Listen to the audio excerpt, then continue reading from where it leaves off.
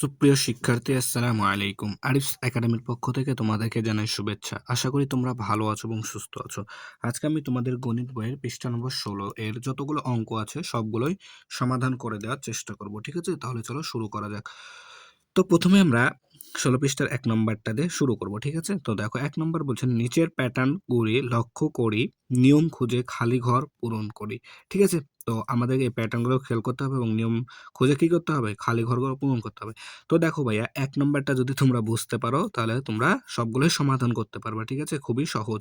তো দেখো ১ম এ আছে ৬, ঠিক আছে? এরপরে আছে ৯, তারপরে আছে দেখো ১২, এরপরে আছে দেখো ১৫।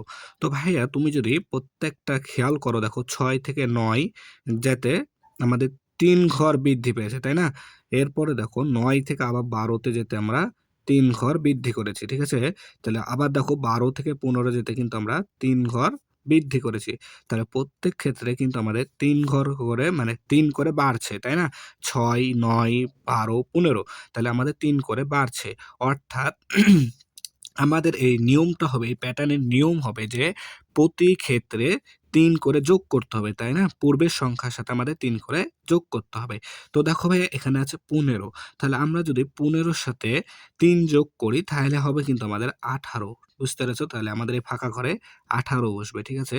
তারপরে আরো একটি ফাঁকা ঘর আছে। তাহলে ৩ করে যেহেতু বৃদ্ধি পাচ্ছে, দেখো ১৫ থেকে আমাদের ১৮ তে গেল, ৩ বৃদ্ধি পেয়েছে, তাই না? তাহলে এবার ১৮ থেকে এই ঘরে বসবে এমন একটা সংখ্যা, ১৮ র সাথে ৩ যোগ করলে যে সংখ্যা হবে সেটাই আমাদের এই ফাঁকা ঘরে বসবে। তাহলে দেখো ১৮ র সাথে যদি আমরা ৩ যোগ করি তাহলে হয় আমাদের ২১। বুঝতে পারলাম? ২১। দেখো ২১, এরপরে আবার আছে কত? ২৪। তাহলে ২১ থেকে ২৪ যেতে আমাদের কত বৃদ্ধি পেয়েছে? ৩ বৃদ্ধি পেয়েছে। অর্থাৎ প্রত্যেক ঘরেই আমাদেরকে ৩ করে বৃদ্ধি করে দিতে হবে। ঠিক আছে? তাহলে দেখো এখানে ২৪ আছে, তাহলে ২৪ এর সাথে আমাদের ৩ যোগ করে দিতে হবে। তাহলে আমাদের হবে ২৭। ঠিক আছে? দেখো ২৭ থেকে আবার ৩০ হলো, তাহলে ৩০ থেকে আবার ৩ ঘর বৃদ্ধি করতে হবে। তাহলে ৩৩ হবে, তাই না? আর ৩৩ এর সাথে ৩ যোগ করলে আবার ৩৬ হয়ে যায়। ঠিক আছে? এরপর দেখো আরেকটি, দেখো এখানে আছে ৫, ঠিক আছে? তাহলে এখানেও ফাঁকা ঘর, এখানেও ফাঁকা ঘর। তো আমরা এখানে বুঝতে পারলাম না যে কত করে বৃদ্ধি পাচ্ছে, তাই না? এখানেও বুঝতে পারলাম না, এখানেও বুঝতে পারলাম না যে কত করে বৃদ্ধি পাচ্ছে, তাই না? তো এখানে দেখো এই যে ৩৫ আর ৪০ দেওয়া আছে। তাহলে দেখো ৩৫ থেকে ৪০ যেতে কিন্তু আমাদের ৫ বৃদ্ধি পেয়েছে, তাই না? তাহলে ৫ ঘর করে আগাচ্ছে কিন্তু ৩৫, ৪০। তাহলে ৫ ঘর কিন্তু আমাদের কি হচ্ছে? বৃদ্ধি পাচ্ছে। অর্থাৎ প্রত্যেক ঘরে এই যে এইখান থেকে তাহলে আমাদের ৫ করে বৃদ্ধি করতে হবে প্রত্যেক ঘরে, তাই না? তো দেখো এখানে যদি আমরা ৫ বসাই তাহলে এই যে ৫ থেকে ১০ হলো, তাহলে ৫ আরো বৃদ্ধি পেল, তাই না? তাহলে এই ফাঁকা ঘরে কত বসবে? তাহলে ১০ এর সাথে ৫ যোগ করে দিতে হবে। তাহলে আমাদের বসবে এখানে ১৫। তাহলে ১৫ এর সাথে ৫ যোগ করলে হয় ২০, ২০ এর সাথে ৫ যোগ করলে হয় ২৫, ২৫ এর সাথে ৫ যোগ করলে হয় ৩০, তাই না? ৩০, আর ৩০ এর সাথে ৫ যোগ করলে ৩৫, ৩৫ এর সাথে ৫ যোগ করলে ৪০, আর ৪০ এর সাথে ৫ যোগ করলে হবে আমাদের ৪৫। ঠিক আছে? তাহলে প্রত্যেক ক্ষেত্রে কি ৫ করে বৃদ্ধি পাচ্ছে, তাই না? এরপর দেখো ৩ নাম্বারটা, তাহলে ৩ নাম্বারটা দেখো ৪৫০ আছে এখানে, ঠিক আছে? তারপর দেখো এখানে ফাঁকা ঘর। তো আমরা এখানে বুঝতে পারছি না যে কি হচ্ছে, বৃদ্ধি পাচ্ছে না কমছে। তো পরেরটা দেখি, দেখো এখানে আছে ৩৫০, এখানে আছে ৩০০, তাই না? এখানে আছে দেখো ৩৫০ আর এখানে আছে ৩০০। অর্থাৎ এখানে কিন্তু হ্রাস পেয়েছে, অর্থাৎ কমে গেছে, তাই না? তো আমাদের কি করতে হবে? বিয়োগ করতে হবে। কত? দেখো এখানে আছে ৩৫০ কিন্তু এখানে হয়ে গেল আমাদের ৩০০। তাহলে আমাদের কত কমে যাচ্ছে দেখো? ৫০ কিন্তু কমে যাচ্ছে, তাই না? তাহলে ৫০ প্রত্যেক ক্ষেত্রেই কমবে আমাদের, তাই না? তো দেখো এখানে ৪৫০ আছে। তাহলে ৪৫০ থেকে ৫০ বাদ দিলে হয় ৪০০, তাই না? আর ৪০০ থেকে ৫০ বাদ দিলে ৩৫০। আবার ৩৫০ থেকে যদি ৫০ বাদ দিই ৩০০। তাহলে ৩০০ থেকে আবার যদি ৫০ বাদ দিই তাহলে এখানে হবে ২৫০। আর ২৫০ থেকে ৫০ বাদ দিলে ২০০। আর ২০০ থেকে আবার যদি ৫০ বাদ দিই তাহলে ১৫০। আবার ১৫০ থেকে ৫০ বাদ দিলে ১০০। আবার ১০০ থেকে ৫০ বাদলে ৫০। দেখছো? তাহলে প্রত্যেক ক্ষেত্রে আমাদের এটার কি ৫০ করে কি কমে যাচ্ছে, তাই না? এরপর দেখো ৪ নাম্বারটা।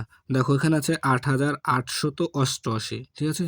এরপর এখানে একটা ফাঁকা ঘর আছে। এরপর এখানে দেখো আছে ৬৬৬৬। তো এখানে বুঝতে পারলাম না যে কত কমছে বা বাড়ছে, এটা কিছু বুঝতে পারছি না। তো পরের ঘর দেখি। দেখো এখানে আছে ৬৬৬৬, এখানে একটা ফাঁকা ঘর। তো এখানে আছে ৪৪৪৪, ঠিক আছে? তাও বুঝতে পারলাম না যে এখানে বাড়ছে না কমছে। তো পরের ঘরটা দেখো, এখানে আছে ৪৪৪৪, এখানে আছে ৩৩৩৩, তাই না? তাহলে দেখো এখানে কিন্তু আমাদের প্রতি ক্ষেত্রে কিন্তু ১০০০ করে কমে যাচ্ছে। প্রতি ক্ষেত্রে কিন্তু আমাদের ১,০০০ করে কমে যাচ্ছে, তাই না? তাহলে এখানেও আমাদের কি ১,০০০ করে কমায় দিতে হবে। তাহলে দেখো এখানে যদি আমি ৮,৮৮৮ থেকে ১,০০০ বাদ দিয়ে দিই তাহলে ৭,৭৭৭ আসবে। ঠিক আছে? ৭,৭৭৭ থেকে যদি আমি ৬,৬৬৬ বাদ দিই তাহলে এখানে আসবে আমাদের ৫,৫৫৫। এরপর যদি আবার ১,০০০ কমায় দিই তাহলে ৪,৪৪৪। আবার যদি কমাই তাহলে ৩,৩৩৩। আবার যদি কমাই তাহলে ২,২২২। আবার যদি ১,০০০ কমে তাহলে এখানে হবে ১,১১১, তাই না? তো আশা করি তোমরা বুঝতে পেরেছো তাহলে এটা। ঠিক আছে? তাহলে এবার নিচে ৩ নাম্বারটা করি। আচ্ছা ভাই, এখানে একটু খেয়াল করো। সরি, হ্যাঁ? আমি এখানে একটা জিনিস ভুল করে ফেলেছি। সেটা দেখো ভাই, এখানে আমাদের ৪,৪৪৪ থেকে ৩,৩৩৩ বাদ দিলে হবে ১,১১১। ঠিক আছে? এখানে ১,১১১ হবে। ঠিক আছে? তাহলে আমাদের এই যে এটা আসবে। ঠিক আছে? ৭,০০০, এটা উত্তর ঠিক আছে। ঠিক আছে? এখানে আমাদের বৃদ্ধি মানে কমে যাচ্ছে ১,১১১। ঠিক আছে? তাহলে এটা থেকে যদি আমার ১,১১১ বাদ দিই তাহলে এটা আসবে ৭,৭৭৭। আবার যদি ১,১১১ বাদ দিই তাহলে ৬,৬৬৬ আসবে। আবার যদি ১,১১১ বাদ দিই তাহলে এটা আসবে। ঠিক আছে? তো আমি ১ম এ তোমাদেরকে ১,০০০ ভুল করে বলে দিয়েছি ১,০০০। ঠিক আছে? তো সরি, তোমরা এটা ঠিক করে নিবা। ঠিক আছে? তাহলে আমাদের উত্তর কিন্তু ঠিক আছে। ঠিক আছে? শুধুমাত্র এখানটাতে আমি তোমাদেরকে বলে দিয়েছিলাম যে ১,০০০ হবে। কিন্তু এখানে আমাদের হবে কি ১,১১১। আচ্ছা? ঠিক আছে? বুঝতে পেরেছো আশা করি। তাহলে এবার দেখো ৩ নাম্বারটা। বলছে একটি প্যাটার্ন তৈরি করি যার শুরুর সংখ্যা হবে ৩৪ ও শেষ সংখ্যা হবে ৬৩৪। ঠিক আছে? এবং আগের সংখ্যা থেকে পরের সংখ্যা হবে ১০০ বেশি। ঠিক আছে? তাহলে পরের সংখ্যা হবে ১০০ বেশি। অর্থাৎ দেখো বলেছে শুরুর সংখ্যা আমাদের ৩৪। ঠিক আছে? এবং শেষের সংখ্যা হবে ৬৩৪। ঠিক আছে? এবং বলেছে যে আগের সংখ্যা কোনটি? যে ৩৪। আগের সংখ্যা ৩৪ থেকে পরের সংখ্যা হবে কত? ১০০ তো বেশি। ঠিক আছে? তাহলে আমাদেরকে ৩৪ এর সাথে সবসময় ১০০ যোগ করে শেষ পর্যন্ত যেতে হবে কত? ৬৩৪। তো প্যাটার্নটি হবে দেখো, তাহলে এই প্যাটার্নটি হবে আমাদের ১ম এ হবে ৩৪। ঠিক আছে? এরপর দেখো ৩৪ এর পরে যদি ১০০ যোগ করি, পরের সংখ্যা ১০০ বেশি হবে যেহেতু, তাহলে আমরা যদি ১০০ যোগ করি তাহলে হবে ১৩৪। এরপরে যদি ১৩৪ এর সাথে ১০০ যোগ করি তাহলে ২৩৪ হবে। আবার যদি ২৩৪ এর সাথে ১০০ যোগ করি ৩৩৪। এরপরে যদি আবার যোগ করি ৪৩৪। এরপর দেখো ৫৩৪ হবে। আচ্ছা, আর সর্বশেষ আমাদের ৬৩৪ হবে। তার কারণ কি? দেখো ভাই বলেছে আমাদের সর্বশেষ সংখ্যা হবে ৬৩৪। ঠিক আছে? আর আগের সংখ্যা বলেছিল ৩৪। এই যে আগের সংখ্যা ৩৪ আছে, শেষ সংখ্যা ৬৩৪ আছে। আর প্রতি ক্ষেত্রে আমাদের বৃদ্ধি পেয়েছে কত? ১০০ করে। অর্থাৎ আগের সংখ্যার সাথে ১০০ করে যোগ করতে হবে। ঠিক আছে না? তাহলে আমাদের খুব সহজে সমাধান হয়ে গেল। ঠিক আছে? এরপর দেখো আরেকটা আছে ১ নাম্বার। ঠিক আছে? প্যাটার্নটি খালি ঘর পূরণ করতে হবে। তো দেখো এখানে আছে ৩, এখানে আছে ৬। এরপরে দেখো হচ্ছে ১২, এরপর ২৪, এরপরে ৪৮। তাহলে দেখো এখানে আছে ৩, এখানে আছে ৬। ঠিক আছে? তাহলে এখানে আছে ৩, এখানে আছে ৬। আবার দেখো এখানে আছে ১২। ঠিক আছে? আবার এখানে দেখো আছে ২৪। আবার এখানে আছে দেখো ৪৮। কিন্তু ভাইয়া দেখো এখানে তাহলে আমরা কি বুঝতে পারছি?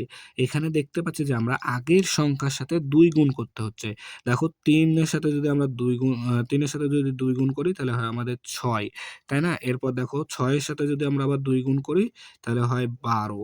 ঠিক আছে না? আবার দেখো ১২ র সাথে যদি আমরা ২ গুণ করি তাহলে কিন্তু আমাদের ২৪ হয়। দেখো আবার ২৪ এর সাথে যদি আমরা ২ দ্বারা গুণ করি তাহলেও কিন্তু আমাদের ৪৮ হয়। অর্থাৎ আগের সংখ্যার সাথে আমাদেরকে কি ২ গুণ করে বৃদ্ধি করতে হচ্ছে। ২ গুণ করে। ঠিক আছে না? তাহলে আমাদের এই পরের সংখ্যা কত হবে? দেখো তাহলে সিম্পলি আমরা ৪৮ এর সাথে যদি ২ দ্বারা গুণ করে দিই তাহলে ৮ দুগুণ ১৬, ৬, আধা থেকে ১, আর ৪ দুগুণ ৮, আর ১ ৯, ৯৬। তাহলে এই প্যাটার্নটির খালি ঘরে কত বসবে? ৯৬। তাই না? অর্থাৎ ২ গুণ করে বৃদ্ধি পাচ্ছে, তাই না? তাহলে আশা করি তোমরা বুঝতে পেরেছো। ঠিক আছে? তাহলে আজকে এ পর্যন্তই। ভিডিওটি ভালো লাগলে অবশ্যই লাইক, কমেন্ট, শেয়ার করতে ভুলবে না এবং পরবর্তী ভিডিও সবার আগে পেতে আমাদের চ্যানেলটি সাবস্ক্রাইব করে রাখো। আল্লাহ হাফেজ। আসসালামু আলাইকুম ওয়া রাহমাতুল্লাহ।